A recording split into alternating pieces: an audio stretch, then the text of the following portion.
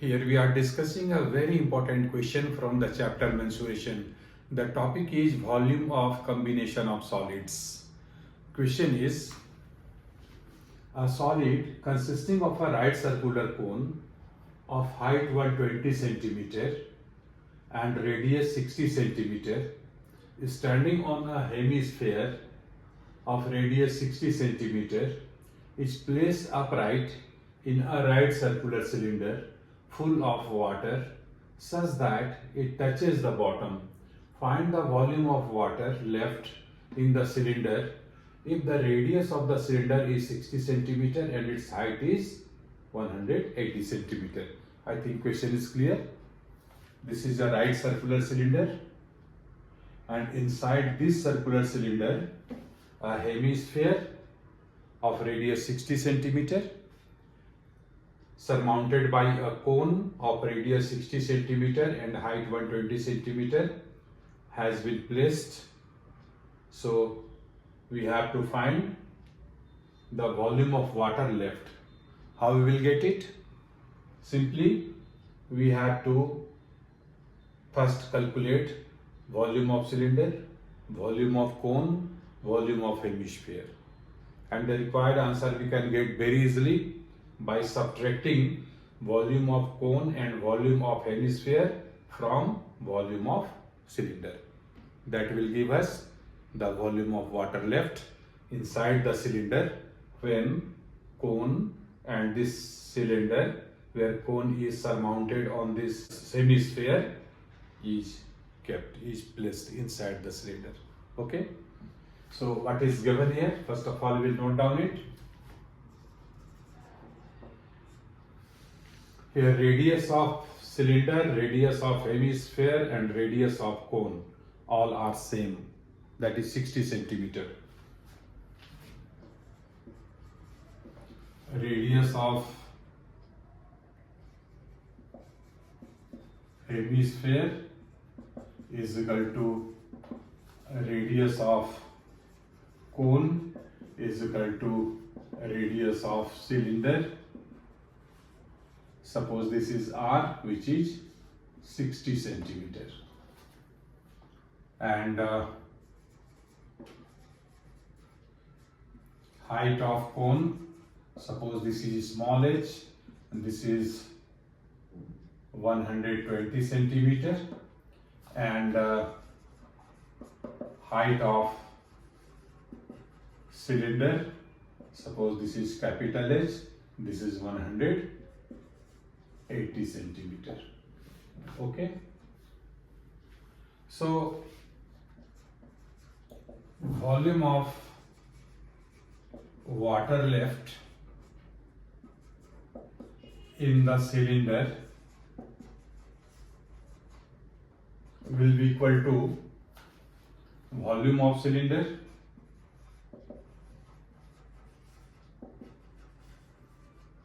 minus volume of cone minus volume of hemisphere.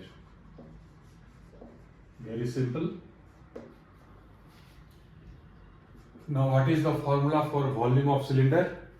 That is pi r square, we are writing capital H for height of cylinder, minus volume of cone 1 by 3 pi r square h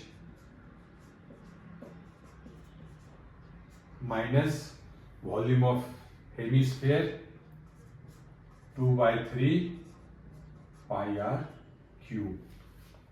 R is common for all these three bodies, cylinder, cone and hemisphere, so we are taking small r here. Capital H is height of cylinder, small h is height of cone. So let us take 1 by 3 pi r square common. It will be simple. 1 by 3 pi r square common. Here this will be 3h minus 1 by 3 pi r square is common, so this is small h minus 2r. 1 by 3, pi r square is common, so 2r. Okay, now we'll put these values of small r, capital H, small h, and we will simplify it. This is equal to 1 by 3, pi is 22 by 7, r square is 60 into 60, 3 into h is capital H, height of cylinder 180, minus small h is height of cone 120, minus 2 into r, that is 60.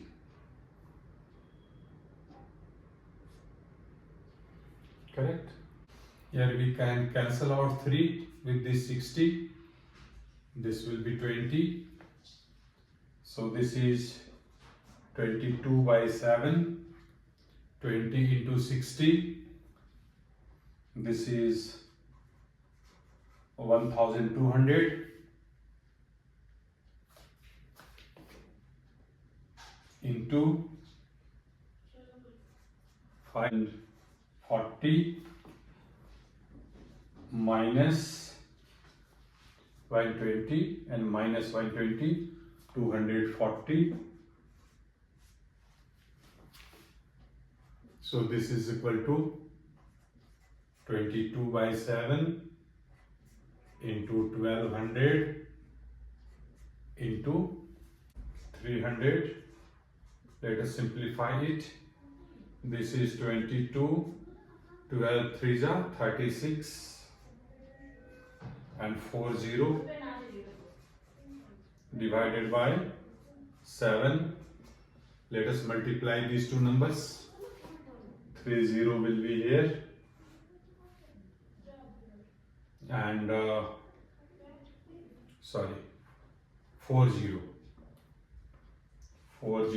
40 will be here and 22 6 132. We'll write 2 here. 22 into 3 is 66 plus 13. This is 79 divided by 7. Let us divide it by 7.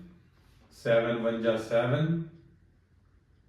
7 1 ja 7. 7 3 ja 21. 10. 7 1 ja 7. 30. 7 4 ja 28. 20. 7 2 ja 14. 7 8 ja 56. 7 5 ja 35. 7 7 ja 49 centimeter cube. This much volume of water is left inside the cylinder when cone and hemisphere put inside the cylinder. We can convert it into meter cube also. From centimeter cube to meter cube, we have to divide it by 1 and 60, means 10 lakhs. So this is equal to 1131,428.57 upon 1 and 60, 1 2 3 4 5 6 meter cube. Decimal will be shifted left by 6 digit. 1 2 3 4 5 6. So we are getting 1.131 meter cube. This is the answer. Very interesting. Hope you have understood it. Question is interesting and simple and important also. Okay. So please share this video with your friends also and remain in touch with these videos. Wish you all the best.